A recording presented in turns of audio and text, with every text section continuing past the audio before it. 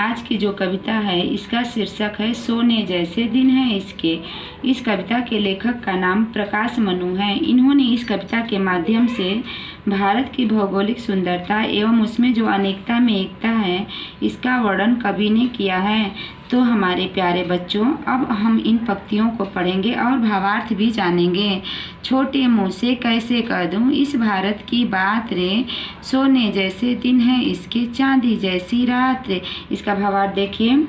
इन पंक्तियों के माध्यम से ऐसा प्रतीत होता है कि कवि कहते हैं कि इस विशाल भारत देश का वर्णन मैं अपने छोटे मुंह के द्वारा कैसे करूं। फिर भी कवि कहते हैं कि भारत देश का जो दिन और रात है वह बहुत ही सुहावन है।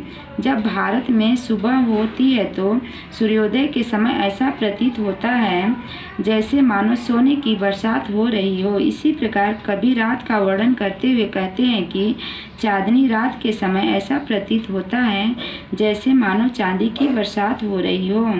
अगली पंक्ति है, उजला मुकुट हिमालय इसका और नदियों की माला है, पद वंदन करता श्रद्धा से, नील सिंधु मतवाला है, अनुपम सुंदरता ने दी है सारे जग को मात्रे। इसका भावार्थ देखिए। इस पंक्ति के माध्यम से कवि बताना चाहते हैं कि हमारे देश भारत का मुकुट जो हिमालय है वह स्वच्छ दिखाई देता है। इतना ही नहीं, यहाँ की अनेकों पवित्र नदियाँ भारत माता के गले में पहनाई हुई माला के समान लगती हैं। कवि कहते हैं कि भारत की जो सुंदरता है इसका कोई भी जोड़ नहीं है, अर्थात सुंदरता के मामले में भारत बेजोड़ है। इसीलिए तो नीला समुद्र भी इस भारत के चरणों की वंदना करता है। अगली पंक्ति देखिए। एक बगीचा देश हमारा, फूल अनेकों खिले यहाँ, अलग अलग है रूप रंग पर, सभी प्रेम से मिले यहाँ, पतझड़ में भी मुस्काते हैं इस उपवन के पात्र। इसका भावार्थ देखिए। इस पंक्ति में कवि ने हमारे देश भारत को एक बगीचे जैसे बतलाया है। जिस प्रकार से एक बगीचे में विभिन्न प्रकार के तथा विभिन्न रंगों के फूल खिलते हैं, ठीक उसी प्रकार हमारे देश भारत में भी विभिन्न जाति धर्म एवं समुदाय के लोग रहते हैं, लेकिन सभी एक साथ मिलजुल कर रहते हैं। यहाँ पर पतझड़ को कवि ने जीवन में आने वाले कष्ट के समान बताया है। कवि के कहने का तात्पर्य यह है कि हम भारतवासी पतझड़ के समान दुख आने पर भी मिलजुल कर एक साथ रहते हुए खुश रहते हैं। इस प्रकार से यहाँ पर पात का अर्थ पत्तों से लिया गया है। अगली पंक्ति देखिए। रंग बिरंगे पक्षी आकर गाते जागृत का गाना, नहीं किसी का हृदय दुखाते खाते मेहनत का खाना, नीले नभ से होती है नित अमृत की बरसात रे। इसका भावार्थ देखिए।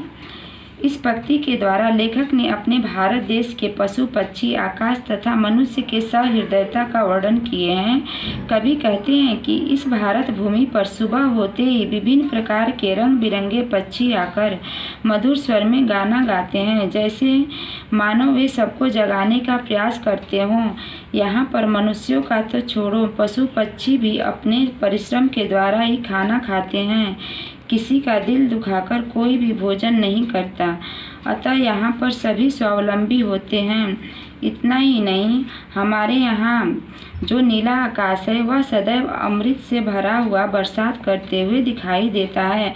अगली पंक्ति देखिए। सच्चाई का यह आराधक शांति प्रेम ही नारा है, हिंसा का काले फन वाला नाग इसी से हारा है, इसके माथे लिखी हुई है खुशियों की सौगात रे। इसका भावार्थ देखिए। इस कविता के द्वारा कवि बताते हैं कि हमारा भारतवर्ष जो है वह सच्चाई का ही पुजारी है तथा यहाँ का एकमात्र नारा शांति और प्रेम है। कवि कहते हैं कि इस भारत भूमि पर हिंसा रूपी जो काला नाग अपना फन फैलाता है तो वह भी सच्चाई और प्रेम के सामने हार मान जाता है, क्योंकि भारत देश कभी भी बुराई को सहारा नहीं देता है। इन्हीं सब कारणों से ईश्वर ने भी सभी प्रकार की खुशियों का उपहार भारत को ही समर्पित किए हैं। बच्चों, उम्मीद है भावार्थ समझ में आ गया होगा। कुछ प्रश्न दिए गए हैं, इनको हम देखते हैं। कवि ने भारत का मुकुट किसे कहा है? कवि ने भारत का मुकुट हिमालय को कहा है। हिमालय हमारे देश के किस ओर स्थित है? हिमालय हमारे देश के पूर्वोत्तर में स्थित है। भारत की पदवंदना कौन करता है? भारत की पदवंदना नीला समुद्र करता है। मात अनेकार्थी शब्द है, इसके दो अलग अलग अर्थ बताइए। इसके दो अलग अलग अर्थ हैं, पराजय और हार। अगला प्रश्न है, कवि अपने मुंह से कौन सी बात कहने में संकोच कर रहा है? कवि अपने मुंह से भारत की बात कहने में संकोच कर रहा है।